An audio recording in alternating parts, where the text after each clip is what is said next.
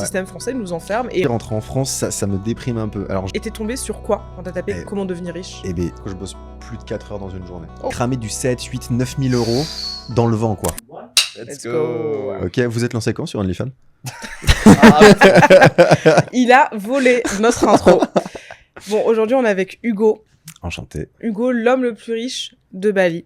Ouais. Et on a envie de discuter un petit peu, de savoir comment t'en es arrivé là aujourd'hui dans ta vie, à avoir tout cet argent, Ouais.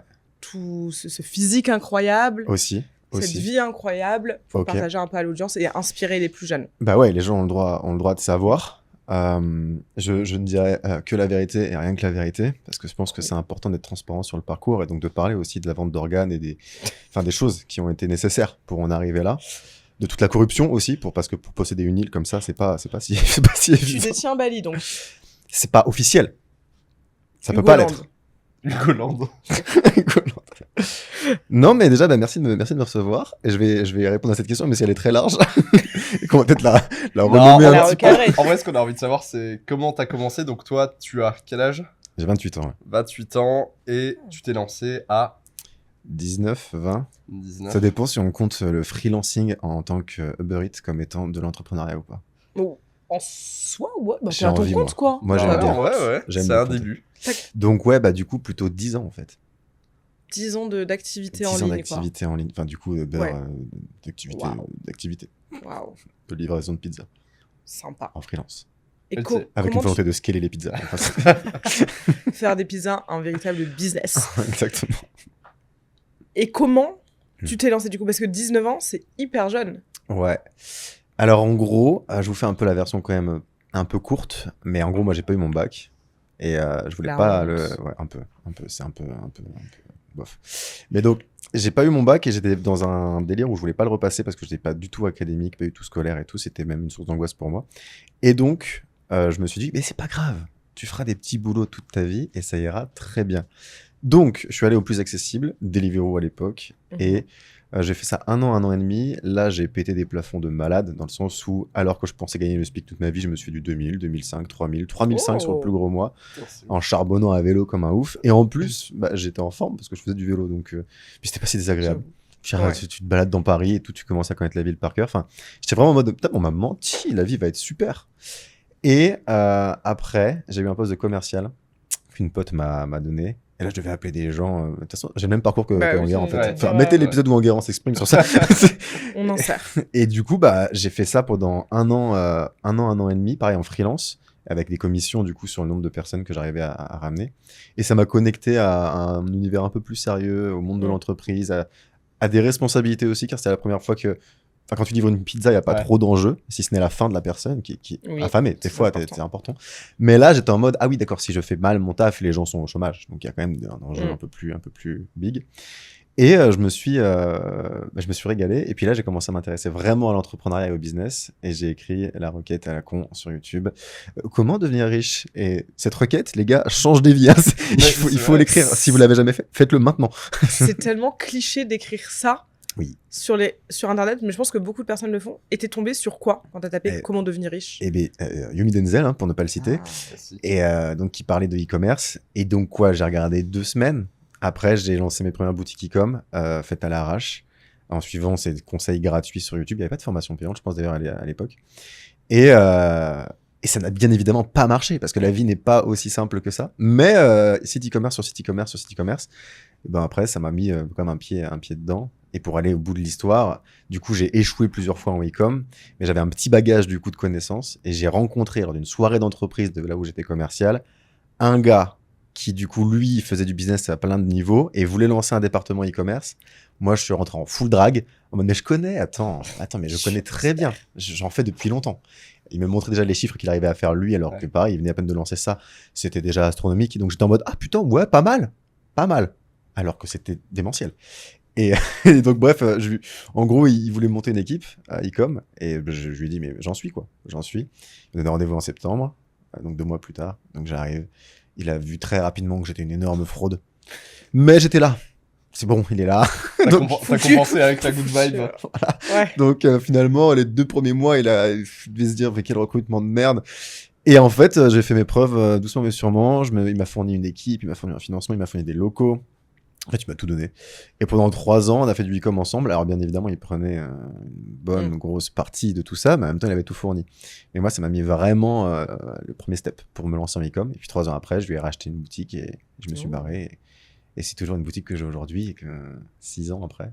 Ok. Trop bien. stylé. Bah, d'ailleurs, la plupart des gens qui commencent, je pense au début, t'as toujours cette partie où t'es obligé de taffer entre guillemets gratos dans quoi que ce soit, et pour X ou Y raison. Ouais. Je pense que Bien t'es sûr. toujours obligé de bosser un petit peu gratuit entre guillemets au début pour apprendre, monter en compétences et après prendre l'oseille. C'est même le switch de mindset entre justement le salariat et l'entrepreneuriat. C'est que quand tu entreprends ou quand tu es freelance, en fait, tu bosses pour toi et tu bosses.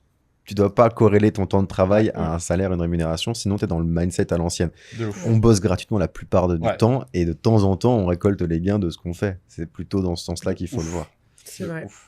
C'est vrai. Donc, tu as commencé avec vraiment avec le e-commerce. Tu vends quoi, Hugo? Et hop, la prise d'otage. Non, mais je fais une petite aparté sur le pourquoi on le dit pas. Il y a plusieurs raisons. Non, mais c'est ça que je voulais aborder. Ouais. Pourquoi les gens en e-commerce, dropshipping ne disent jamais ce qu'ils vendent? Déjà parce que quand tu fais dropshipping, tu peux te faire copier très, très facilement. Donc, si tu donnes tes chiffres plus ta thématique, les dropshippers, ils vont se dire, ah, ok, je vais prendre tes parts de marché. Je vais peut-être pas faire autant que toi, mais je vais gratter le truc. Surtout que tu peux vraiment copier les pubs. Enfin, on est à une époque, mettons, tu prends toutes les pubs statiques, donc les images. Ouais. Tu les fous toutes dans une IA, tu me dis, tu peux me modifier un peu tout ça.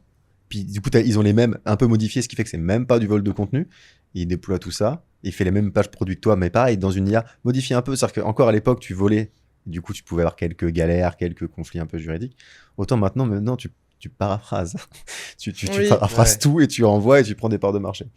Donc, c'est pour pas se faire voler. Ça, c'est la première raison. Et la deuxième raison, c'est aussi que ma marque, elle est bien installée et est dans une thématique qui n'a rien à voir avec moi. Mais rien à voir. Et comme on fait quand même pas mal de chiffres, c'est une marque qui est là sur le marché. Donc, si demain, je dis, en fait, le fondateur de ça, c'est moi. En termes de branding, ça n'a aucun sens. Et je dirais même que je pense que l'audience qui achète sur ma marque va juste se dire, attends. Nous, qui sommes fans d'une thématique, le founder, c'est ce trou du cul là. C'est ce mec sur Insta qui flex à Bali et tout. Non, ça serait vraiment. Tu vas ruiner l'image de ta marque, quoi. Ouais. J'ai des ambassadeurs, j'ai un fondateur officiel qui n'est pas moi. Enfin, je dirais un mec qui prend ce rôle. Tu veux dire que dans le e-commerce, il y en a pas mal qui utilisent leurs produits et qui font du personal branding autour en gros, c'est ça? T'en as qui font ça, ouais. Okay. Mais t'en as où du coup c'est totalement l'inverse, ils peuvent pas. Je connais un gars ici. Attends, est-ce que j'ai fait du dropshipping? Non, peut-être pas. Il y a un gars ici qui est vraiment un go muscu de malade, peut-être un peu mascu sur les bords et tout, je le connais pas très bien, mais je sais qu'il a des compléments alimentaires à destination des femmes. Pour je sais plus quel sujet féminin, mais ça n'a rien à voir. Et si demain, ça se sait que c'est lui le founder, mais ça n'a aucun sens, c'est hyper son audience. Parce que du coup, il a des créatrices UGC, il a des ambassadrices, l'image de marque, elle se construit autour des visages. Et lui, il n'a rien à foutre là, tu vois, dans cette thématique. Hilarant. Donc là, depuis 10 ans e-commerce, là, toujours ton activité principale? Ouais, c'est mon activité principale, mais c'est plus celle où je donne beaucoup de temps. Tout est bien automatisé, il y a une équipe et tout. C'est quand même ta source de revenus principale parmi tes nombreuses sources de revenus et ton patrimoine. Principal, ça dépend des mois. Ça dépend ce que je fais par ailleurs. Oui, c'est le truc le plus stable en tout cas. C'est le truc qui me suit depuis longtemps. C'est ce qui me permet de faire n'importe quoi par ailleurs sans être inquiet. Et est-ce que tu penses que c'est une bonne idée de se lancer dans le e-commerce en Big 2026? Ouais. Ouais, mais par contre, je pense qu'il faut vraiment avoir déjà le mindset qui va avec, quoi. Tu te lances pas en full débutant, avec full espoir et tout. C'est un business sérieux, le e-com. Il te faut des sous aussi. Tout ce que j'allais dire, il faut peut-être plus de sous qu'à l'époque pour faire tourner des pubs. Aujourd'hui, il y a une concurrence de malade. Ouais. Il faut du mindset vraiment parce que avant de commencer à être rentable, tu vas en cramer de la thune. Genre, je pense que tu peux aller cramer du 7, 8, 9 000 euros dans le vent, quoi. Wow. Ouais. Tu vois, faut avoir le cœur accroché. Toi, faut pas être un débutant. T'es en mode, et puis quand t'es débutant, tu vas même pas trop comprendre ce que tu viens d'acheter. Alors qu'en fait, tu viens d'acheter de la data, tu viens d'acheter de l'expérience, tu viens d'acheter une aventure. Enfin, t'as pas perdu, t'as pas pris l'argent, tu l'as pas brûlé, tu l'as transformé, mais juste il est pas rentable financièrement. Si t'es en début de carrière, tu fais la tête que t'as fait là, c'est en mode c'est chaud quand même. Et tu penses quoi du coup des personnes qui vendent des accompagnements e-commerce où ça promet des grands 5K par mois en 90 jours avec 5K t'es gentil, avec 0 € de budget de départ. Devient millionnaire. 5K tiers. Je pense que peut-être arrive-t-il à délivrer, hein, je ne vais pas non plus cracher dans la soupe, mais en fait, ça me paraît difficile de faire des promesses de résultats en e-commerce. Contrairement au freelancing, quand tu formes des gens à être closer, quand tu formes des gens à créer du contenu, quand tu formes des gens, t'as une compétence. Une compétence, tu peux promettre que la personne va l'acquérir. T'as des exos et tout, enfin, c'est ok. Promettre du chiffre en e-com, je vais donner un exemple tout bête. Pour faire du chiffre en e-com, tu bosses avec des régies pub. Meta, Google, TikTok, Snapchat. Tous ceux qui en font savent que un coup sur deux, tu te fais ban ton compte. Au bout d'un moment, t'as créé tous tes projets, etc. T'as créé ta société, t'as ta carte. Tu lances ta pub Meta, ton compte Meta se fait bloquer. Ok. Ton compte Google se fait bloquer. Ok. Une fois que ça c'est tout bon, ton compte Stripe est bloqué. Comment tu délivres ta promesse de 5 000 € par mois quand t'as autant de friction et autant de trucs qui peuvent partir en cacahuète? C'est ce que je veux dire. Il y a un truc avec les e-commerçants, les dropshippers, vous faites tout bloquer. J'ai une pote qui s'est lancée il y a 1 an et demi à peu près en e-com parce qu'elle voulait une activité en ligne. Elle a pris une formation à 5 000 balles. Elle s'est formée. Elle a commencé à faire de la thune. Pendant plus d'1 an, elle avait 10 000 €. Elle a fait 10 000 €. Ouais. Ça l'a traumatisée, elle a arrêté, elle a changé de cap.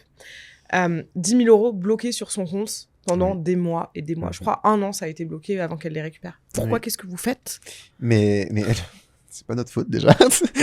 Non, mais les outils par lesquels on passe sont hyper vigilants par rapport à ce qu'on fait, notamment parce qu'il y a eu beaucoup de dropshippers qui ont fait beaucoup de conneries, enfin, des dropshippers, de e-commerçants. Il y a eu une époque, là, 7-8 ans en arrière, tu pouvais créer un site, vendre avec ta pub Meta et ne pas envoyer les produits. Et Stripe, PayPal ne faisaient rien. Ils étaient OK, ils étaient pas très regardants, on se faisait pas forcément bloquer. Et donc, tu avais quand même beaucoup d'arnaques et je pense que du coup, tous les outils ont resserré la vis, quoi.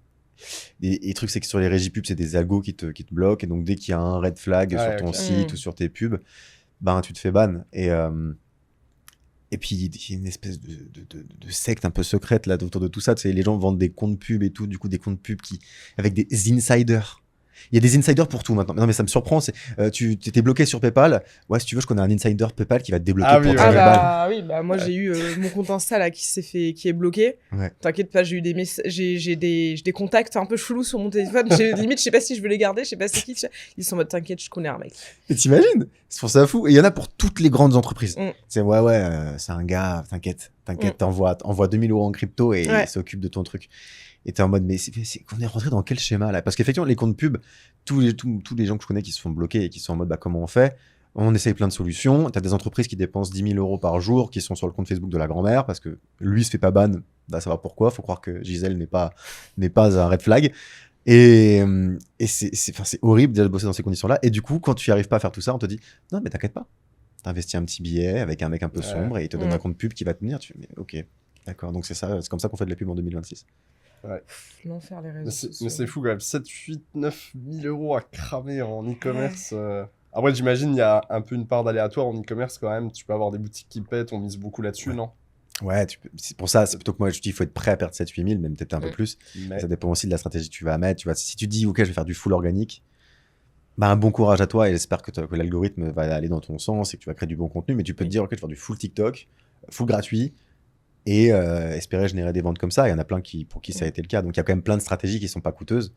Et ouais, si tu veux te lancer dans de l'ad, si tu veux faire du testing, tu te dis, ok, je teste un produit, puis j'en teste un deuxième, puis j'en teste un troisième. Il y a de grandes chances que tu crées quand même pas mal d'argent avant de trouver une recette.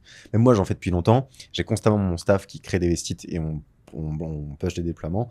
Bah, faut tester 5-6 produits thématiques avant qu'il y en ait un qui se vende un peu. Et même quand il se vend un peu, tu fais, bon, est-ce qu'on développe ou pas? Le ROI est à 1,8. Ouais, ça veut dire qu'il y a du potentiel. C'est-à-dire que si on va creuser un peu, on peut aller chercher 3 à 4. Ok, mais c'est quoi Ah putain, la marge est pas si bonne. Putain, le marché est pas si profond. Tu fais bon, bah finalement, pareil, on met à la poubelle. Tout quoi, faut s'accrocher. Je trouve qu'il faut s'accrocher pour lui. C'est vrai que vivant à Bali depuis 5 ans. Tu vis à Bali? Ouais. Putain, trop bien. Je dis pas trop par ici, mais je suis à Bali. Je vis sur mon île. J'ai Hugoland, vivant à Hugoland. Je connais beaucoup surtout à l'époque, moi, quand j'étais arrivée en 2021, c'était full dropshipper. C'était vraiment la ruée vers l'or. Tout le monde faisait du dropshipping. Et tous me disaient, non, mais en fait, là, aujourd'hui, je gagne bien, c'est génial. Par contre, ils gagnaient vraiment bien. Je pense que c'était l'âge d'or du dropshipping. Mais tous étaient en mode, non, mais tu te rends pas compte à quel point j'ai galéré le nombre de boutiques, le nombre de pubs avant que j'ai lancé. Et c'est vrai que tu vois, comme pour tout, après, tu vois la finalité, tu vois pas ce que les gens ont subi pour arriver là, quoi. Ah non, on a beaucoup souffert. Hein. On ne devient Ça, pas l'homme le plus riche de Bali sans avoir son bagage, sans avoir souffert énormément lors du parcours. Hein. C'est important de le souligner, t'as raison. On va amener les mouchoirs. Là, tu mets une musique triste et on met des inserts de tous les moments difficiles. Laisse-nous tranquille sur le montage. Il n'y a pas de montage. Sans filtre, on a choisi non exprès. Ils ne veulent pas mettre les inserts. Pourtant, c'est ce que vous voulez voir. Vous voulez voir des larmes, vous voulez voir du sang. On a été traînés dans la boue, nous.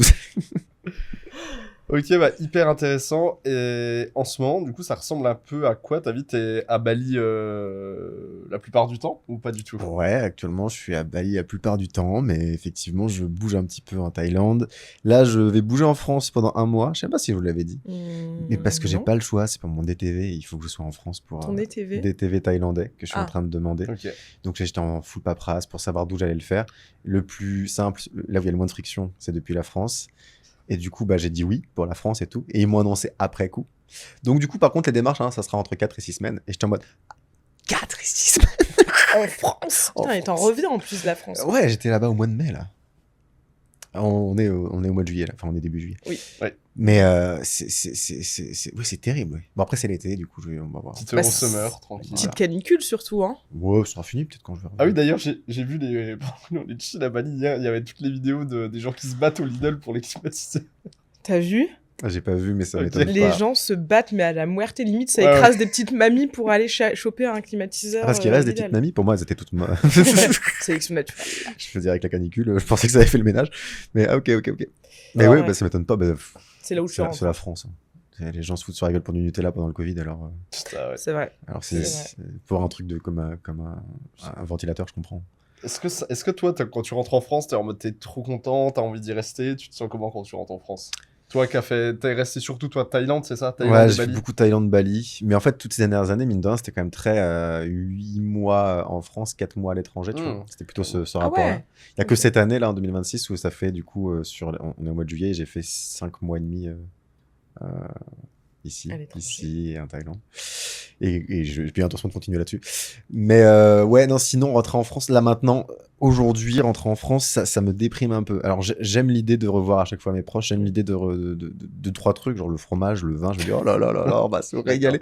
Mais juste le lifestyle, et tu vois, si tu manges matin, midi et soir dehors, si jamais tu sors tout le temps, si tu vas te faire masser, sachant qu'on devient vite accro à ce genre de choses, ça vraiment la routine. En fait, tout ça, quand même, te coûte bien plus cher et ça te frustre un petit peu. En plus, le niveau de service est moins bon. Tu vois, je cherchais sur Paris, du coup, des wellness, bain froid, tout ça. Déjà, ils le vendent pas comme du wellness, ils le vendent comme une expérience bain froid. J'étais en mode, vous êtes tellement au Moyen-Âge que pour vous, c'est une expérience. Alors que non, c'est une routine, en fait. Je vais vous expliquer un petit peu. Si je veux une expérience, je vais faire un saut en parachute, en fait. Le bain froid, c'est pour ma routine, quoi. Et du coup, je me dis, putain. Et donc, l'expérience bain froid dans les bons établissements, voilà, 180 €. L'expérience bain froid, tu sais, c'est un circuit. Un circuit et tout.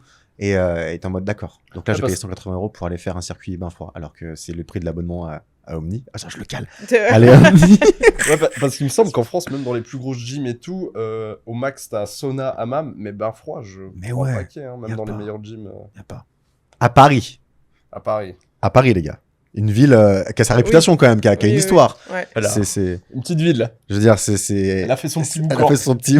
Elle fait son petit boucan. Elle fait parler d'elle. On a quelques monuments. Ouais. Et ils ont pas de wellness. Mais en fait, les gens sont malheureux en France. Je vais vous dire, là, je dénonce. Allez, on parle là-dessus. Les gars, on est sur un pays où tout le monde est triste. Et en même temps, se faire masser coûte 50 balles. Et les bains froids n'existent pas. Il n'y a pas de wellness, il n'y a pas de récupération, il n'y a pas de bien-être, en fait. Tu mets à tous ces dépressifs, métro boulot, je t'insulte tout le monde. Tu mets à tous ces dépressifs un petit peu, juste 30 minutes par jour de wellness avec des centres adaptés. Le pays va mieux. Premier degré, le pays va mieux. Une meilleure économie, on relance le PIB. En vrai, t'as 100% raison, et moi je vais rebondir là-dessus parce que j'y étais il y a pas si longtemps et j'étais full déprimé. Et le truc, c'est qu'en France, notamment moi de la région d'où je viens, donc toi encore t'étais à Paris, moi j'étais plus vers dans l'est, tu vois, petite ville, 100 000 habitants. Ouais. En vrai, tout le monde picole tout le temps, mais c'est normal parce qu'on n'a rien d'autre à foutre. Il y a rien d'autre à foutre. T'as fini ta semaine, machin, t'es le vendredi soir, t'es avec tes potes, tu vas au bar. Mais ouais. Qu'est-ce que tu veux foutre d'autre? Alors qu'un abonnement à 30 € pour un espace bien-être où tu fais ton circuit, t'as un jacuzzi, t'as un sauna, t'as un hammam, ouais, bah oui, un jour sur deux, tu vas quand même te bourrer la gueule parce que c'est magnifique. Ouais, mais le bien jour sûr. d'après, t'es en récup, tu vois. Ouais. Avec les copains, en mode, bon, les gars, ce soir, on discute, mais dans le jacuzzi. Ouais. Et on se fait un. Mais- Et c'est parfait. Est-ce que vous pensez pas, c'est mon côté théorie du complot, que c'est fait exprès, Ah, j'aime bien ça. qu'en France, on garde les gens malheureux, qu'on monte aussi les gens l'un contre l'autre, hommes-femmes, religion versus autre religion et tout, exprès. Pour nous garder dans la matrice. Diviser pour mieux Pour régner. éviter qu'on pense trop au fait qu'on n'est jamais allé sur la Lune. On est d'accord. C'est ça. Bah, le- attends, c'est attends, vrai. pas là-dessus parce que. La me mets pas là-dessus parce C'est qu'on vrai n'a jamais été Faut sur la faut Lune. qu'on fasse un podcast sur les théories Théorie du du complot. complot. Ah, ça va être génial. Mon père va adorer. Ah bah, Toi, t'es plutôt complotiste ou pas? Non, je suis plutôt j'en bats les couilles. ah Ok. ouais. Je suis dans la team. Bah, par contre, attention, hein. Vald a dit une grande chose. Soit t'es du complot, soit t'es du père. Et je suis très d'accord avec ça. Il y a forcément des complots. Faut pas Bah croire oui. qu'il y en a, voilà, il y en a forcément. Tous. Maintenant, il y a des trucs, peut-être pas aussi. Mais donc, ouais. Est-ce qu'on nous ment? Oui, on nous ment. Bien sûr qu'on nous ment. Est-ce qu'on nous manipule? Oui, on nous manipule. Est-ce qu'il y a des gens qui magouillent un peu pour leurs intérêts? Bien évidemment. Mais on est allé sur la Lune. Donc, Tu as été. moi, personnellement, non, mais je connais des gens. Non, mais du coup, en vrai, pourquoi tu dis que. Qu'on nous garde comme ça en France, en vrai, le système, on en parlait avec Noé dans le podcast, rien que le système éducatif, l'école, ça te forme à être une certaine personne. Mm. Si, arrivé à l'âge adulte, t'ouvres ton esprit en te disant, OK, il faut que je prenne soin de moi, la vie, c'est pas de taffer H24, être enfermé dans un métro et dans un studio de 20 mètres carrés que je paye 2000 €, c'est pas normal, bah tu perds tous les gens que t'as formés pendant leur enfance et tout ce que t'avais, ça sert à rien. Donc pour moi, on nous garde en France quand même dans un espèce de... dans une bulle, Ouais. tu vois, pour pas qu'on voit ce qu'il y a ailleurs. Ouais. Et on le voit même, les gens qui sont dans cette matrice. Non, je rigole. Non, mais tu vois, même les gens qui sont dans ce monde-là, ils nous voient, nous, comme des aliens, comme on a fait un truc de ouf. Ouais. Alors que ce qu'on a fait, c'est juste on taffe en ligne et on habite à Bali. Enfin, on n'a pas... Je veux dire, on n'a pas un... On a juste fini le jeu, mais. Non, mais non, tu vois, genre, on n'a pas pris... Enfin, moi, j'estime que j'ai pas non plus une vie hors du commun. Et j'ai fait des trucs de ouf. Mais tu sais, ils te font passer un peu pour une folle quand tu sors un petit peu des cadres, quoi. Bah, alors, du coup, moi, ça, je suis d'accord sur le constat. Je suis grave aligné sur. En fait, oui, ça, c'est les faits. Mais je crois, ma position, que c'est plus qu'une volonté de la part d'un système, c'est qu'on est sur des vieux monsieur avec des vieilles traditions et un vieux regard sur tout Oui, ça. je suis plus d'accord. Et qu'en fait, ils sont juste très alignés. Enfin, c'est comme ça qu'ils voient le monde, c'est comme ça qu'ils veulent conditionner, mais plus par croyance, tradition. Les croyances que- limitantes des ministres. Voilà, les croyances limitantes des Acheter ministres. la formation Mais tu sais, mindset. Mais un peu comme tu sais, tous ceux qui ont des gros bagages académiques, tu sais, des procs, des profs, Ouais. même des médecins. Dès que tu commences à parler de ce que nous on fait, donc qui sort de l'académie, vraiment on s'en fout des études et il y a un truc un peu freestyle où même des fois on est négligent sur nos paperasses, sur des trucs parce qu'on est très focus sur ok où est-ce qu'on ajoute de la valeur mais tu as des gens de 40-50 ans qui ont un bagage académique, quand ils vont te dire que tu règles ta compta un peu à la ZUB parce que tu t'en fous, parce que c'est pas ça la priorité, il faut te regarder en mode attends, mais tu te rends pas compte, mais c'est super important d'être hyper carré là-dessus. Non, ce qui est super important, c'est de délivrer un bon produit et de créer de la valeur. Des chiffres dans un tableau Excel, regardez-moi, ça n'est pas important, ok? Ça n'est pas important. Et si tu crois ça, t'es quand même très matrixé, quoi. Mais ils sont là-dedans. Ils sont dans cet univers-là. Je sais pas si vous avez vu le film Gourou avec Pierre-Aimé. Oui, on On l'a l'a regardé il y a. enfin regardé. On l'a regardé regardé il y a pas longtemps. Il Ouais. est. Bah, la discussion avec le proc ou même avec quand t'es à l'assemblée, je trouve que c'est ces deux mondes qui se rencontrent. C'est vraiment ce truc de Ouais. non, il faut que ce soit comme ça, Ouais. comme ça. Et au début, sans spoiler, au début, quand on est quand même encore dans le camp de maths, Mhm. avant que ça devienne Oui, plus nuancé oui. que ça, et qui se fait allumer à l'assemblée, donc encore une fois qu'on le déteste, mais t'es en mode putain, mais laissez-le tranquille, le pauvre gars. C'est il a raison. c'est exactement ce que je disais. Tu vois, au début, on était en mode, mais attends, on n'a pas dû comprendre le film, parce qu'on était en mode, bon, c'est pas si mal, Bah oui. il est haut, tu sais, le mec là, qui a l'air du père au début, puis après, qui était Oui, au max, oui. on était en mode, bon, C'est Oui, bien, bah, trop bien. C'est Attends, génial. on s'est dit, est-ce qu'on est matrixé par le business en ligne Ouais, de et ouf. on n'a pas compris le... Je me demande Voilà. justement l'avis des gens extérieurs, l'avis des, tu vois, des gens qui sont. Je pense que le but, au début, de toute façon, c'est de le rendre attachant. Même pour les gens, Mm. même pour les gens qui sont pas dans ce milieu-là, Mais moi- c'est que t'es en Mais moi, mode, je pensais qu'avec ce film, justement, ils allaient mettre, tu sais, faire genre en mode grosse campagne, dénonciation, tous les coachs en ligne, machin. Pas du tout, au final. ouais, je trouve pas. J'étais vraiment Ouais. surpris. T'en as que ça a énervé, mais parce que. Ah ouais, t'en as quand même eu des gens que ça a énervé dans le milieu du coaching et tout. Bah, je Pourtant, pense il a que- rien dit de. Je pense Ouais. plutôt les coachs mindset qui sont un Ouais. peu dans... Bah, C'est eux qui sont plus pensibles. Oui, en fait. voilà. Ouais. C'est les coachs e-commerce, Ouais. machin, on s'en fout, tu vois. Ouais, nous, on apprend des métiers. Oui. C'est pas. Nous, on est des vrais coachs, quoi. Ouais. Puis on a un module mindset à la limite. Oui. Incarne la personne que tu rêves d'être. Ce que tu veux, c'est ce que tu es, quoi. En vrai, moi, je pense que c'est le plus important, en vrai, les modules mindset, posture et tout. Enfin, moi, là, je le vois, justement, je suis en train de le faire, et dans la posture, en vrai, la technique, machin, oui, ok, c'est important, mais c'est aussi tout l'esprit de, ok, pour être le meilleur, il va falloir chaque matin, je bouffe que ça. De ouf. On s'améliore chaque jour, on répète les mêmes actions, quand on fail, on continue, etc. Donc, yes. Non, c'est important de fou. Oui. Tu peux pas appréhender un milieu qui a pas les mêmes règles si t'as pas compris comment on fonctionne. Nous, notre cerveau n'est pas le même que le vôtre. Mais c'est vrai qu'après, mindset, ça fait un peu bullshit quand on est... En vrai, je peux comprendre que ça fasse un peu bullshit quand t'es pas dans le truc, quoi. Ouais, c'est vrai que moi, au début, quand je voyais les gens parler de mindset, j'étais en mode, déjà ridicule. Et je comprenais pas, en fait. Tu vois, vraiment, premier degré, j'étais en mode, bah non, en fait, on s'en fout. Genre, parle-moi de la fête. Après, les gens qui font des formations business et t'as 90% mindset, faut quand même un peu de valeur. Ah oui, faut doser. Donc, mais c'est vrai que le mindset est hyper important. Moi, par exemple, c'est vrai que j'accompagne des meufs et beaucoup ont les compétences. Elles peuvent réussir, mais elles se bloquent de fou. Ouais. Voilà. Donc, c'est super mindset, important. c'est hyper important. C'est super important. C'est pas que du bullshit. Oui, c'est pas que du bullshit. Ouais. C'est un peu quand même. Et pour revenir, du coup, sur notre belle France... Oui. Tu disais, moi, je suis resté là-dessus, le système nous bloque, le système nous enferme. Moi, oui, j'estime que le système français nous enferme et refuse de nous laisser sortir. Et dès que tu veux sortir, c'est compliqué, on te fait passer pour un fou. Enfin, encore une fois, moi, j'estime que c'est pas un truc non plus de zinzin, En fait, moi, j'ai juste pris le métier que je faisais en entreprise, je l'ai transposé en ligne. Enfin, j'ai même pas inventé un métier, tu vois. Juste le taf que je faisais en entreprise, je le fais en ligne. Je voyage. Et voilà, c'est vrai que si t'es dans le système français comme on l'impose, on me fait passer pour une folle, quoi. La folle du bus. Et en même temps, est-ce que c'est pas hyper kiffant pour nous autres d'avoir un peu ce sentiment d'être un petit peu l'élite de tout ce bazar? Moi, je me mets pas dedans, je me désolidarise de ces propos. Est-ce qu'il n'y a pas une petite satisfaction personnelle de dire, bah nous, on s'est extrait. Et c'était pas si difficile. En vrai, moi, je me sens pas encore extrait. Hein. Vous, ça fait longtemps. Moi, ça fait que depuis quelques mois. Hein. Donc moi, je me dis à tout moment du jour au lendemain, je suis en mission à retourner dans le système. De ouf. Non, mais c'est vrai, je sais pas. Pour moi, en France, on te conditionne vraiment à penser même. Alors, je suis en minorité, mais même par exemple, tu vois, en France, je trouve qu'on nous a monté les hommes en Occident de manière générale.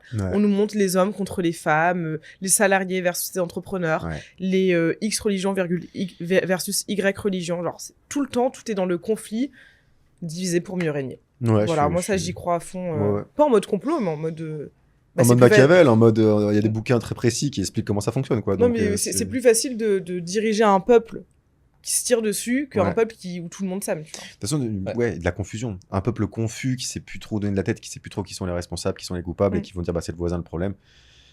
Après, c'est pas un peuple uni, c'est pas un peuple qui arrive à se fédérer et à agir ensemble. Ouais, et puis en plus, encore une fois, moi qui étais il y a pas si longtemps dans le salon et tout, je m'intéressais beaucoup à la politique avant, tu sais, je regardais les émissions, machin, tu sais, je m'y intéressais pas mal, tu vois, mais parce que en vrai, c'est le truc un peu qui t'anime, tout le monde en parle, machin. Si t'es pas dedans, on te dit mais tu dois à tout prix t'y intéresser. Puis après, c'est vrai qu'il y a 2-3 trucs intéressants quand même et tout, mais maintenant que je suis en mode, tu sais, à l'étranger, que j'ai mes trucs à gérer et tout, je regarde plus rien, je suis en mode autant se focus sur soi, tu vois, c'est trop dommage de passer du temps à écouter les autres, des trucs qui...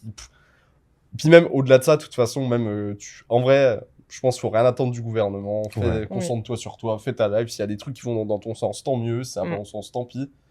Ça, l'idée aussi, c'est de se responsabiliser à fond. Et ceux qui se reposent, qui attendent d'avoir des politiques machin qui vont dans leur sens, Surtout que j'ai une autre théorie du complot, c'est qu'ils sont tous ensemble. Oui. De près ou de loin. En tout cas, c'est une grande télé-réalité, quoi. C'est pas tu votes pour l'un, ta vie va changer. Genre. Et le système de retraite est un ponzi. Le système de retraite est un ponzi. Voilà, ça tu mets dans le hook aussi, on y va. C'est du MLM, c'est du MLM. On fait les hooks. Bien sûr. Allez, enchaînez vite. Non, mais c'est réel, c'est ni plus ni moins réel. Tu dénonces, moi j'aime bien. Je dénonce la France. Je vais plus rentrer en France avant un petit moment. Par contre, on va m'attendre à l'aéroport. Premier degré, est-ce que des fois ça vous fait pas un peu peur, ça? De rentrer en France et d'être attendu à l'aéroport. Moi, c'est que j'ai vu un petit truc à gâcher. J'arrive. Non, mais tu sais, quand tu fais du business, tu sais pas. Et j'ai vu un gars qui arrivait à Charles de Gaulle. Et donc, je sors et tout. Moi, je suis en mode putain, c'était long et tout. Et le gars, bien sapé et tout, il est en business. Et il arrive. Et t'as 2 agents qui l'attrapent gentiment, qui lui mettent les menottes, Les menottes. Et qui lui lisent un truc ou je sais pas trop quoi, et qui l'embarque, et j'étais vraiment en mode, oh putain, le pauvre. Alors, ça se trouve, il a fait des trucs de ouf. Mais en vrai, tu te fais attendre avec les menottes, c'est pas du e-commerçant, ça, je pense pas. Ah, c'est de la fraude fiscale à grand niveau, peut-être. Menottes pour fraude fiscale. Oh, J'en sais rien. Ouais, c'est vrai que c'était un peu quand dur. même. C'est un peu dur, les menottes pour fraude fiscale. Ouais. Fraude fiscale qui revient en France. Ouais, j'avoue. Ouais, c'est vrai. Ouais. Non, mais détournement de fonds, tu vois. Un truc financier. En tout cas, moi, si jamais c'est financier, ça me brise le cœur. Si jamais c'est criminel, y a pas de souci. Mais tout ce qui va être sanction devant la justice pour de l'argent, surtout quand t'as volé l'État, oula, j'ai fait sur un terrain hyper glissant. Ouais. Allez, dis-moi ce que tu fais. Non, mais disons que je trouve que y a plus grave que de voler de l'argent à l'État, quoi. Mais attention, ne le faites pas. Ne le faites pas. On fera défiler un petit bandeau. Mais tu vois, justement, pour dénoncer un petit peu, des fois, je trouve que la justice n'est pas hyper sévère sur des sujets qui sont trop graves, tu vois, qui sont entre des gens du peuple qui bousillent d'autres gens du peuple, peu importe le crime, peu importe l'agression, et qui, par contre, vont avoir des sanctions qui sont légères par rapport à des gens où quand tu touches à l'État, alors là, on te bousille, quoi. L'argent. Et je trouve pas ça forcément fair play, en fait, parce que je trouve que le but de l'État, c'est on paye des impôts, c'est qu'il nous protège justement des crimes, de tout ça. Et voilà, c'est un petit moment. Ouais, 100%. Surtout que tu vas dans la rue, tu craches sur un flic, tu peux faire ce que tu veux, les insulter, machin. Là, il t'arrivera rien. Par contre, tu oublies de déclarer 10 balles à l'URSSAF. Alors là, t'as la Gestapo. T'as la Gestapo qui se pointe. 10 ans après, du coup, les 10 euros, on peut les avoir. Je te jure. Non, on a le droit à l'erreur sur l'URSSAF, je crois. Ils le disent à chaque fois. Ouais. Oui, t'as le droit à l'erreur. J'ai bien retenu cette petite phrase quand j'étais en après, il y a erreur et erreur. Mais justement, d'ailleurs, encore une grosse croyance limitante en France, c'est la carte vitale. Hein. Ça, c'est un scandale, ça. T'es en France, toi? T'as la carte vitale en France et tout? J'ai la carte vitale en France. Hein. Okay. Ouais. Mais j'y renonce bientôt. Ouais, moi j'ai renoncé à ma carte vitale française, là, quand je suis rentrée en France. Très dramatique, questionnaire à remplir en disant ciao. Ouais. Et c'est vrai que la carte vitale m'a longtemps retenue en France. Non, parce que les gens en parlent, encore une fois, en fait, on nous fout dans une case. En fait, t'as l'impression, dans les autres pays, c'est en mode, c'est la méga galère et tout. Alors, évidemment, il y a des pays, ok, c'est la galère, mais en tout cas, quand t'es né en France, que tu gagnes 2-3 000 euros par mois, t'as largement de quoi te payer une assurance qui te coûte ne serait-ce que 100 balles par mois pour couvrir tous tes frais comme en France et où tu seras bien mieux traité. Et si tu veux vraiment un truc premium, tu payes genre 200 balles par mois et là, ça n'a rien à voir. Et si tu regardes ta fiche d'impôt quand t'es salarié, ce qui part entre l'allocation chômage, Pôle emploi, la caisse maladie, je sais même plus comment ça s'appelle tout ça, ça te fait une somme plus la mutuelle que tu payes à ton taf. Bien sûr. Ensuite, quand tu vas, faut te faire rembourser, envoyer les papiers, machin. De friction. Tu vas aller te faire... T'aimes bien ce mot. Hein. J'adore ce mot. tu vas aller te faire opérer. Moi, j'ai eu pas mal de trucs santé et tout. Genre, à chaque fois, t'as une opération à faire, genre, tu te casses le doigt, faut aller voir le médecin général, aller faire une radio. La radio, elle t'envoie vers un spécialiste, machin. Ouais. C'est un enfer. Alors qu'ici, t'as tout qui est centralisé. Ouais. Moi, typiquement, tu vois, je paye une assurance chère, genre presque 200 balles par mois. Mais c'est tout. Enfin, tu sais, on te fait croire que t'as pas la carte vitale, ça y est, c'est fini, c'est la fin du monde. Si t'as une angine, tu vas mourir dans la rue. D'ailleurs, j'ai posté il y a quelques jours, disant que j'étais à Bali. Et il y a un commentaire qui est « Mais du coup, tu rentres en France à chaque fois pour te soigner ?» Je te dis « Mais ça va, mais à Bali, il y a des médecins. » Ouais. Là, ce que vous soulignez, finalement, c'est ni plus ni moins ce que c'est qu'une vraie croyance. Un truc très construit. Un truc où même nous, c'est vraiment l'élite, encore une fois, mais même nous, on galère à déconstruire ça, quoi. Même nous, on nous l'a tellement mis dans le crâne que la carte vitale, c'est sacré. Effectivement, quand tu dois renoncer à tes droits sur la carte vitale, alors que tout est clair dans ta tête, ton business, tu fais de l'argent, t'es prêt à t'expatrier, t'as tout construit, et d'un coup, t'es en mode « Oh putain, la carte vitale, je vais renoncer à mes droits et à la santé. » Alors que t'es couvert, que là, si jamais il t'arrive un truc, t'as les meilleurs hôpitaux, tu vas à Singapour, tu te fais et quand même, t'as ce truc qui est ancré. Donc, si les gens se posent la question de c'est quoi exactement le mindset, c'est quoi les croyances limitantes, c'est ça. Votre croyance autour de la carte vitale et à quel point c'est sacré, c'est une croyance. Renoncez tous à votre carte vitale. Et même, tu vois, l'exemple le hook. le dentiste à Bali, exceptionnel. Là, j'ai un dentiste à 5 minutes de chez moi. Alors, rendez-vous, tu peux prendre le jour même. Il y a une promo le lundi. C'est vrai ? Le lundi, promo détartrage. Au lieu de 40 €, c'est 20 €. Oh 20 €, 1 heure. 1 heure de détartrage. Putain, en France, ils font ça en 10 minutes. Hein. C'est merveilleux. Et puis voilà, donc au pire, même si t'as pas d'assurance, enfin, tu vois. Alors... Oui, non, mais oui, c'est vrai que, parce que moi, j'étais, alors, pas à Bali, j'étais en Thaïlande, j'étais à Bangkok. Et bon, long story short, j'étais persuadée que j'étais en train de faire un AVC. Du coup, j'ai été à l'hôpital. Je ne faisais pas du tout d'AVC. Et j'ai fait une batterie de tests. J'ai passé l'après-midi là-bas. Déjà, j'arrive, il me foutait un bracelet. Il y avait un robot qui scanne mon bracelet. Et qui, limite, le robot me suivait partout, tu vois. Et oui.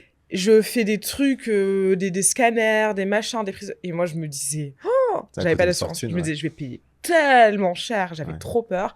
À la fin, je sors dans l'hôpital, petite pharmacie, je prends mes médicaments. Je manquais juste de magnésium. Je prends mes médicaments et Prenez tout. vos compléments alimentaires.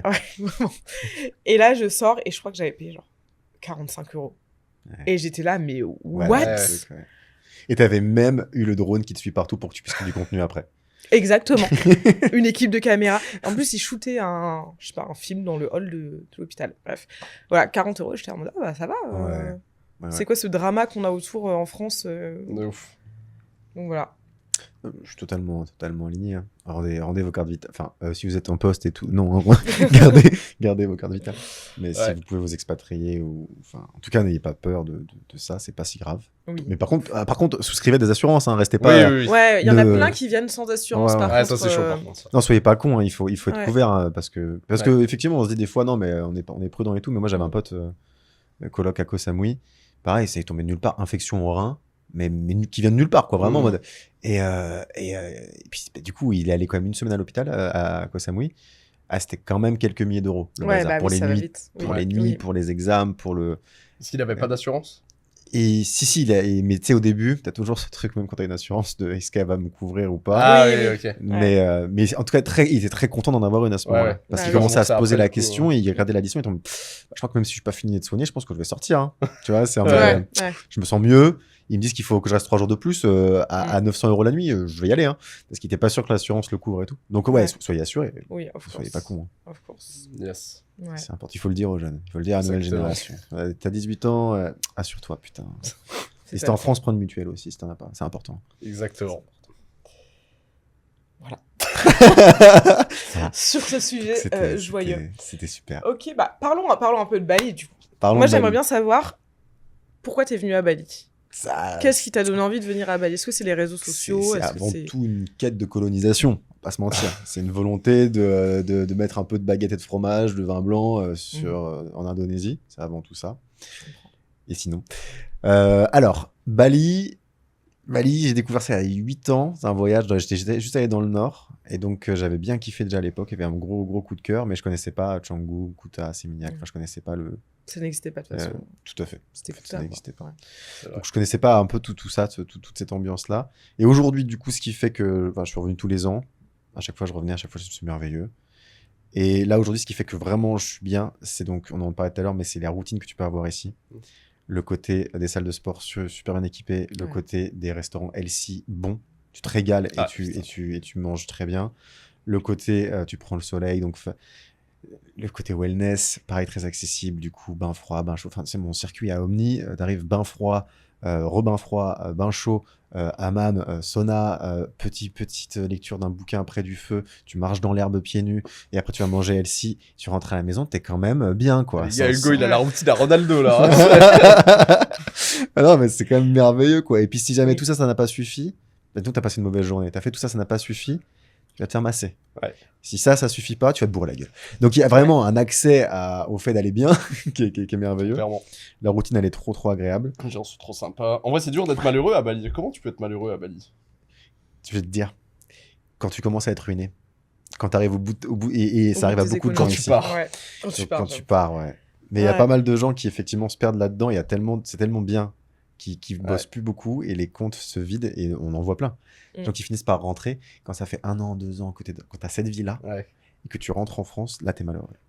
Tu penses que du coup les gens qui rentrent en général c'est quoi? C'est des gens qui sont... C'est quoi le type de personnes qui viennent et qui rentrent? C'est des gens qui ont essayé quand même ou ça n'a pas marché ou qui sont juste en mode chill et qui voient pas trop l'argent descendre? Je pense que c'est des gens qui essayent mais qui se perdent dans le lifestyle de Bali. Et qui du coup en fait ils n'ont pas la période de construction. Tu sais, en France peut-être que toi non plus tu l'as pas vu, que t'as vraiment percé ici, mais souvent normalement t'as ce truc tu souffres 1 an ou 2 quoi, en France, dans ton truc, tu bulles et tu bosses 8, 9, 10 heures par jour, et tu viens ici, c'est ta récompense. Et là, tu recrées un équilibre de vie, tu as des bons revenus, tu bosses 4, 5 heures par jour et tu te sens mieux. De toute façon, tu étais déjà en burn-out avant, donc tu avais besoin de ça. Et du coup, tu es un peu en mode, ok, je récupère, je mange les fruits de, ce que de l'arbre que j'ai planté. T'en as qui viennent ici, ils n'ont rien accompli et ils pensent qu'ils vont construire ici. Et certains y arrivent, mais il faut une discipline de malade pour construire ici. Je construis ici. Ouais, mais parce que toi, t'as une discipline de fou. Oui, mais je trouve que justement, moi, je trouve que c'est plus facile quand... Alors, c'est peut-être con, mais si j'aurais été en France, justement, j'aurais été, machin, j'aurais déjà pensé à partir, alors que là, vu que t'es sur place, je me dis, bon, j'ai tout à côté, je peux y aller quand je veux, tranquille, je peux le Oui, mais parce que t'es pas dans ce truc, parce que ce dont tu parlais, c'est le Bali Trap, ça a un nom. Le fait de se perdre dans la fast life de Bali. Et c'est vraiment les gens qui vont vouloir suivre des personnes qui ont plus de thunes, tout simplement, des gens qui vont sortir, faire la fête, qui vont vouloir show off sur les réseaux sociaux. Toi, bon, tu passes sur les réseaux maintenant, mais tu veux pas show off les tableaux Savaya. Bon, de toute façon, j'en prends pas, donc regarde-moi bien le jour où je vais payer une tableau Savaya. Les tableaux Savaya, Moi, c'est plutôt petit Arak à 30K, 1 euro. Voilà. Nous, on flex les bouteilles d'Arak. Tu veux pas... Toi, t'as pas ce sentiment c'est pas Hugoland aussi, je pense. Putain, arrêtez. Toi, t'as pas l'envie de montrer... Enfin, si quelqu'un te propose un truc et que t'as pas envie, tu vas dire non. Alors que la plupart des gens... Bah, moi, au début, quand j'étais à Bali, je disais pas non et j'y allais alors que... Voilà. Oui. Donc, t'as pas le mindset pour rentrer dans ce piège-là, mais beaucoup non. Moi, je l'ai eu. J'avoue. Ouais, il y a un truc aussi de... Je sais même pas si les gens savent, mais au pire, vous mettrez un bip. Le truc d'être en couple à Bali et de vivre à Bali en couple, ça apporte une stabilité, je trouve. Il y a un truc... Tu vois, t'as moins... je vous ai mis... Putain, je suis nouvelle. Les deux, là, je viens de les mettre dans une merde noire. Mettez en commentaire ce que vous pensez de... non, mais en gros, tu vois, moi, c'est la première fois que je suis à Bali tout seul. Et je remarque aussi quand même, putain, je pars bien plus vite en couille. Enfin, en étant tout seul, quoi. Bah oui. T'as pas ce truc de non, mais tranquille, on va regarder une petite série où on reste à la maison et tout. Je suis en mode, en fait, c'est pas que tu te fais chier, mais t'es seul avec toi-même. Du coup, d'un coup, effectivement, le Bali Trap, il est là à fond. Ils sont en mode, tu veux faire ça, et t'es en mode, mais les gars, mais j'arrive. Mais en fait, comptez sur moi. Alors qu'en fait, je sais que quand j'étais casé avec quelqu'un et qu'on était ensemble à Bali, t'es dans un truc un peu plus. Ils veulent tous toujours sortir, mais on est bien aussi entre nous. Et du coup, c'est plus stable. Et du coup, en fait, t'es plus efficace. T'as pas la gueule de bois du lendemain. Enfin, t'es quand même dans un contexte qui, je trouve, pour build, d'un coup, est mieux. Ça t'apporte de la stabilité. Mais Bali, célibataire... Non, mais attendez, mais les gars, ne venez pas si vous avez un business à construire. Mais surtout pas, quoi. Restez dans la Creuse, quoi. Mais plupart d'un point de vue extérieur, la plupart des mecs, je trouve, qui viennent à Bali, qui débutent dans le business... Ils se perdent de ouf dans les meufs parce qu'ils sont déjà tu gagnes 5K à Bali, tu peux agir comme le roi du monde. Donc ils sont là en mode moi je gagne ma thune machin et ils veulent flamber, ils veulent prouver et tout. Et comme tu as dit, t'as plus le focus pour construire un business, même les femmes hein. Bien sûr.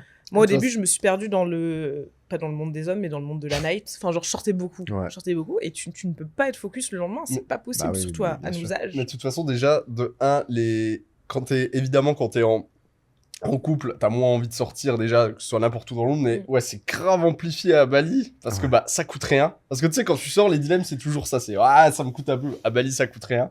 Tout est ouvert tout le temps. Il y a pas de lundi, mardi, je sais pas quoi, t'as toujours un truc. T'as tous tes potes qui sortent, et en vrai, c'est assez facile de pécho quand même. C'est facile de pécho à Bali.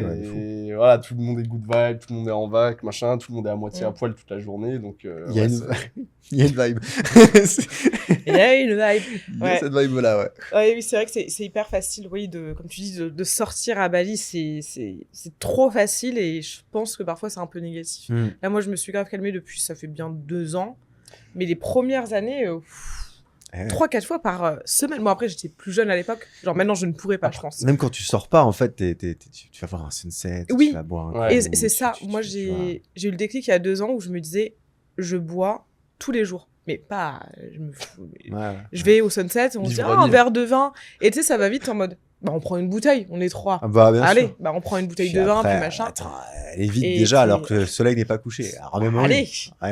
Après, moi, j'ai plus de personnes dans le mood. J'ai pas trop de personnes qui sortent beaucoup. Je sais pas, toi, Je pense que le mood a changé ces dernières années à Bali. Toi, t'as des... Il y a des périodes, en fait, ça dépend qui est là.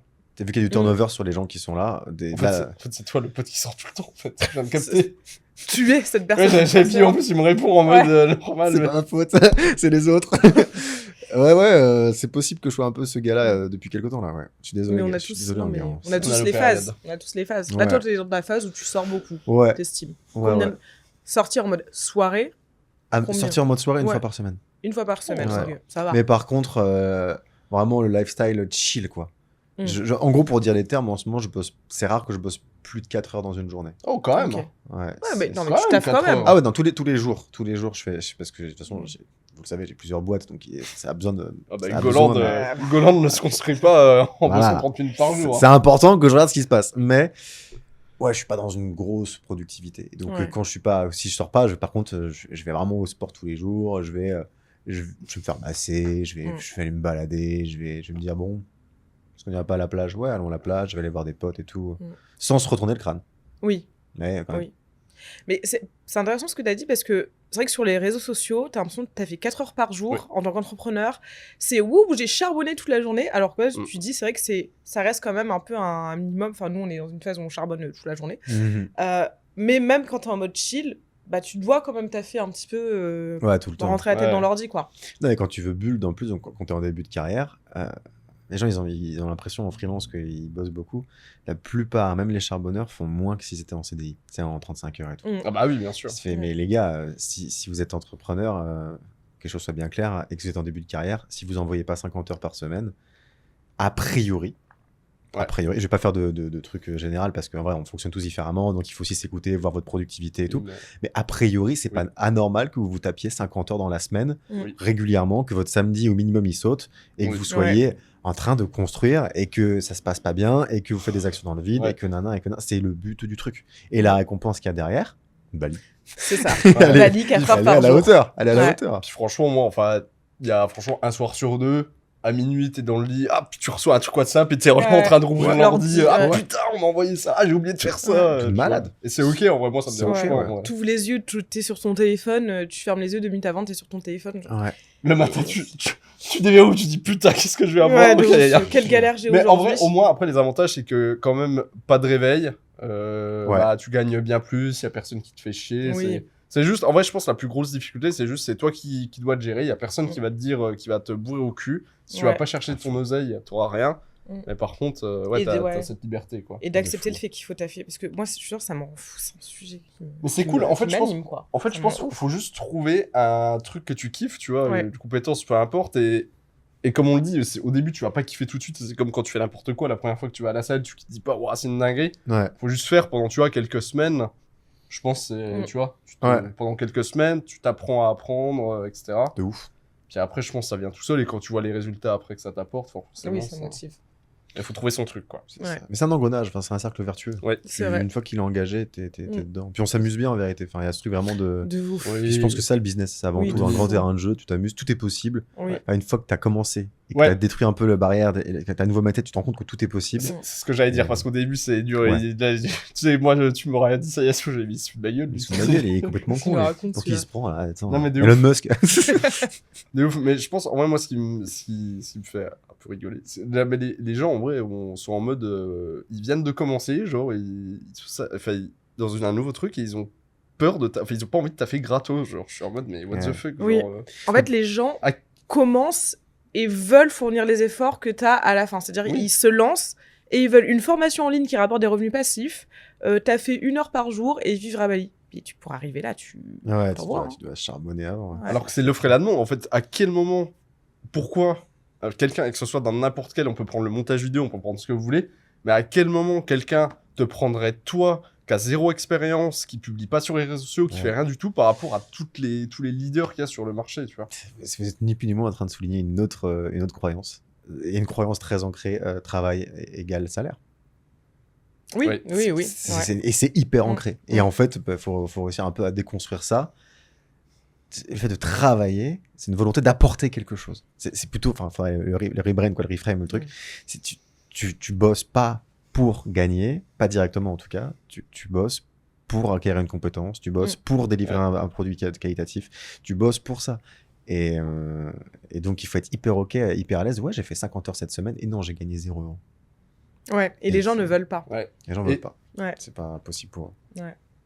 Et ce qui est cool, moi, je trouve, c'est que avant, genre, quand j'étais salarié, en fait, j'aimais pas aller au taf parce que, dans tous les cas, à la fin du mois, t'as la paye, tu vois. Ouais. Du coup, j'étais en mode, je comptais les jours, je me disais, putain, bon, allez, encore une semaine avant la paye et tout. Et t'as pas de levier pour gagner plus, en fait, tu vois. Ouais. Donc, tu subis un peu le truc. Alors que là, certes, si tu taffes pas, t'as 0. Mais par contre, t'as ce levier où tu te dis, putain, si j'ai envie de tout arracher cette semaine, même ce mois-ci, même ces 6 prochains mois, même cette année, tu peux, en fait. Et tout ce que tu builds, ça va forcément te servir, tu vas forcément monter en compétence, ça va forcément payer un jour, en fait. Il y a aucun monde, je pense, vous qui connaissez pas mal d'entrepreneurs, un mec qui s'est buté sur un truc pendant 6 mois, pendant 1 an même, qui bosse tous les jours sur un truc et qui a pas de résultat, ça n'existe pas. Ouais, ça n'existe pas. Ouais. Je suis d'accord. Les seules personnes qui échouent sont celles qui abandonnent. Ouais. Voilà. C'est sûr. Tu peux pas échouer, en fait. Ouais. Si t'as la déterre. C'est impossible. Ouais. Et attention, hein, ça veut pas dire que ce sera pas la merde. Hein. Ce sera la merde. Comprenez bien, ça sera la merde. Ouais. Je dirais, entre vos doutes, vos craintes, le fait que vos économies sont en train de fondre, le fait que horrible. tous vos proches vont vous dire ça fait 6 mois que t'essayes, il faut que tu reprennes un truc. Ouais. Ça sera la merde. Hein. C'est pas ce qu'on dit. On dit pas que ça va être facile. Tout. C'est horrible de lancer un business. Ouais. C'est horrible. Genre, c'est le truc, moi, que j'ai fait limite le plus dur parce que, comme tu dis, t'as les doutes, les craintes, les machins, ton entourage. Mais vous devez réussir à commencer un peu à kiffer ça, quoi. Il y a une forme. En fait, vous êtes en train de prendre le contrôle de votre vie. Vous dépendez plus de personne à part de vous-même. Il y a du courage dans ça. Il y a de l'abnégation, de la résilience, plein de belles qualités qui sont belles à regarder. Et vous allez inspirer votre entourage, vous allez inspirer tout le monde. Et vos résultats, ils sont pas que monétaires. Les résultats, ils sont dans l'humain que vous devenez. Ils sont dans la manière dont les gens voient à quel point vous êtes déter, dans l'histoire que vous êtes en train d'écrire. Il faut arrêter d'être trop binaire en mode ah putain, ça fait 6 mois que je suis en train de m'arracher là-dessus et j'ai pas les résultats financiers, du coup j'ai échoué. T'as pas échoué du tout. T'es dans une démarche qui est noble en fait, qui est belle, t'es en train de te battre pour un truc qui te dépasse et qui, quand ça va marcher, parce que c'est ça la question, les gens qui sont autour de toi vont tous être impactés positivement de près ou de loin, soit par le fait que tu vas éclabousser de cash tout le monde, soit juste par le fait qu'en mode, posez-vous la question de comment les gens vont vous décrire. Moi, je sais que à chaque fois, ça me met des étoiles dans les yeux quand les gens parlent de moi. J'adore qu'on parle de moi. Mais quand ils décrivent un petit peu, en gros, ce qui fait mon identité, moi, je suis en mode, putain, c'est vrai que j'ai réussi à devenir cette personne-là. J'ai réussi à retranscrire ça. C'est ce que les gens pensent de moi. L'homme le plus riche de Bali. Bien sûr, bien évidemment.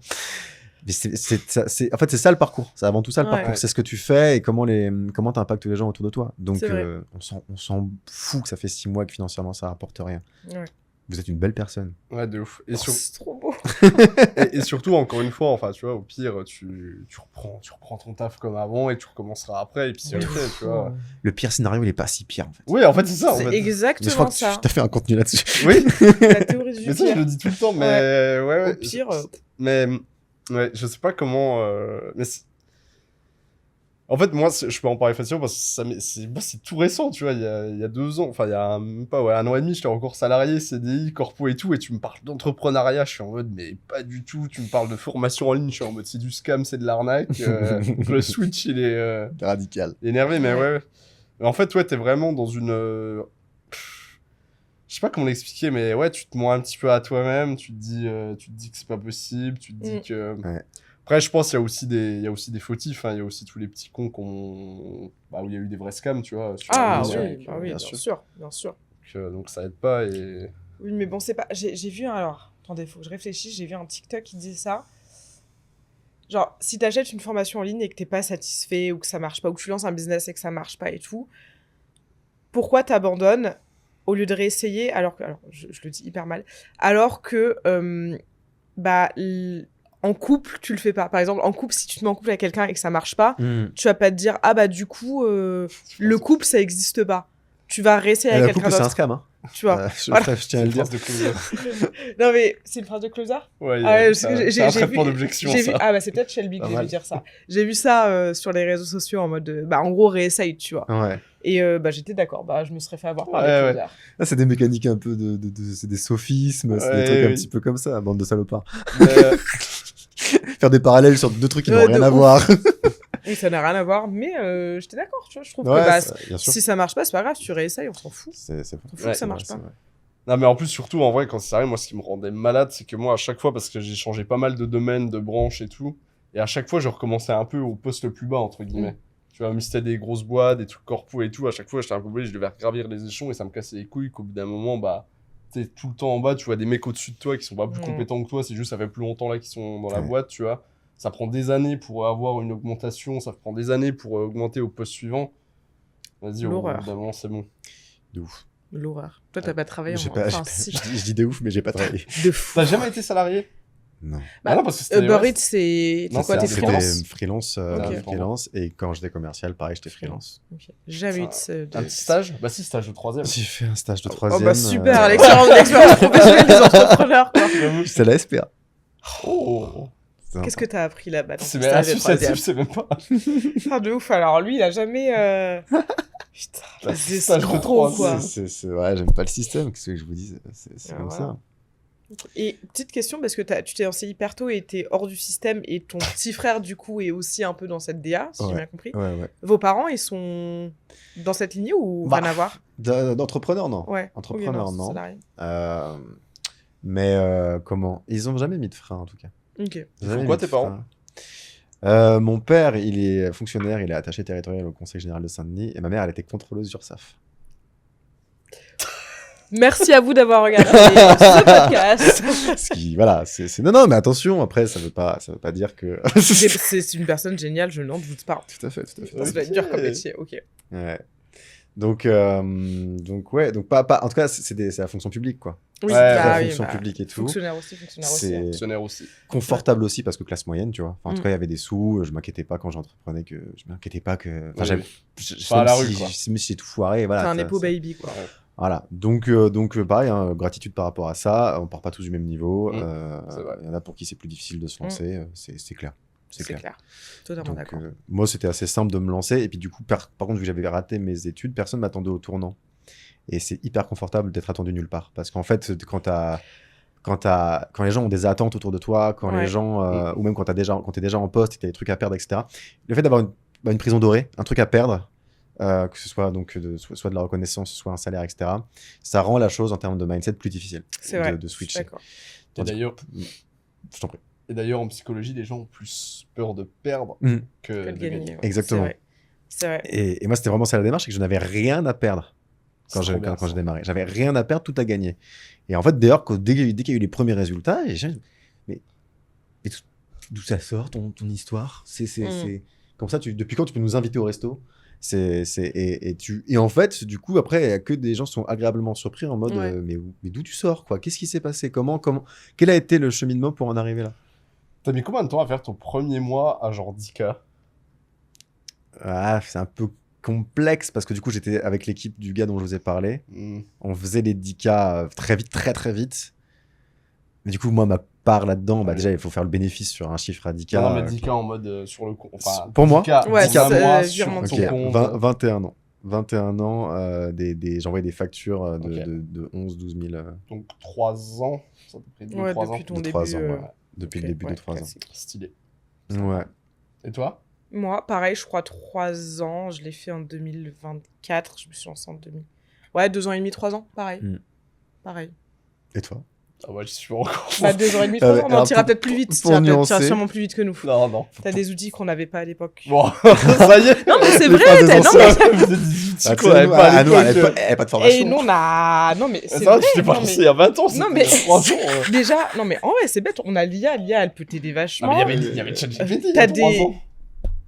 Moi, je le connaissais pas. Ouais, non, mais ça, c'est ton problème. Non, mais t'as des connaissances que... Enfin, tu te lances avec... Moi, quand je te vois, à ton stade d'entrepreneuriat, moi, j'avais pas 1/10 des connaissances et de la vision que t'as aujourd'hui du business en ligne. Tu l'as dit, tu passais ton temps à faire la fête. T'étais dans le Bali Trap. Oui, bon, allez, c'est bon. Hop, clap de fin. En vrai, oui, je faisais la fête et c'est pour ça, peut-être. Mais oui, enfin... Quand je vois le temps que ça m'a pris et les connaissances que j'avais, je pense que ça ira plus pour toi, quoi. Et après, quand même, pour nuancer tout ça, parce qu'il faut pas trop vendre de rêve aux gens. Oui. Moi, j'ai fait mes premiers 10, 12K et tout à 21 ans. Et je pense qu'il y a eu 3 années derrière où je les ai jamais refaits. Ouais, de ouf. Ah bah oui, oui. Moi, c'est comme je t'avais dit, mon plus gros mois, je l'ai fait une fois. Ouais. Il n'a plus jamais existé. D'ailleurs, faites attention sur les réseaux, que ce soit dans n'importe quel secteur, les gens adorent dire X par mois, mais c'est souvent juste un mois Ouais, C'est dans un l'année. record. De Le ouf. X par mois, c'est le record. De ouf. Dites-vous, Ouais. c'est son record. Exactement. Et Dites-vous, c'est systématiquement. souvent c'est le généré, c'est même pas le encaissé. En Ne parlons plus- pas du encaissé après impôt. Ouais. Mais c'est vrai que personne parle d'annuel, hein, parce qu'en soi, l'annuel, c'est... T'as raison, il faudrait Ça, parler en Ouais, faudrait annuel. parler en Ouais. annuel, Ouais. ouais. Les Bah, c'est vrai que quand salopards. t'es en CDI, tu parles de ton salaire annuel souvent. Bah donc, ouais. les Ouais. entrepreneurs, assumez combien vous faites à l'année. Pas un mois dans... Parce que bon, tu gagnes 10K un mois. Cool, tu fais combien le reste de l'année, tu Je vois. te jure. Ouais. Mais c'est d'autant plus que on est vraiment dans des business, dans des scénarios de vie où on peut faire zéro. Quoi. Oui, Ouais. moi On j'ai peut fait des faire mois ridicules. Hein, Ouais. Mais en fait, Donc, on dit beaucoup par mois parce que bah, forcément, c'est plus impactant quand tu dis Oui. 17K par mois plutôt Ouais. que 50 000 à l'année. Oui. mm. c'est vrai. C'est vrai. Ok, C'est bah on arrive à la fin. On a le décompte derrière qui nous met un coup de N'hésitez pression. pas du coup à vous abonner, à mettre des commentaires, réagissez sur tous les sujets qu'on a abordés, allez suivre Inès et Enguerrand sur les réseaux, il y a mon Insta aussi et le On Insta mettra de ton Ouma Insta. directement dans la Alors, bio. ça dégoûte. Il l'a calé, il n'y a pas de Non, montage j'avoue, donc ça j'avoue. reste là. Ah. Donc si jamais vous voulez faire une colloque d'entrepreneurs, il me reste 15 secondes. Vas-y, Let's tu go, peux y let's aller. go, de toute tu peux façon, y aller. S'il reste ne serait-ce que Alors, 10 mec, personnes. tous les liens sont en description et si vous êtes entrepreneur actuellement, cliquez sur le lien qui parle de Ouma, il y a des choses très intéressantes pour vous et je sais que ça pourrait vous intéresser. C'est partie Et de mes c'est validé. nombreuses entreprises sur Bali. Ciao. Ouais. Bye bye, abonnez-vous, activez la Bye cloche. bye.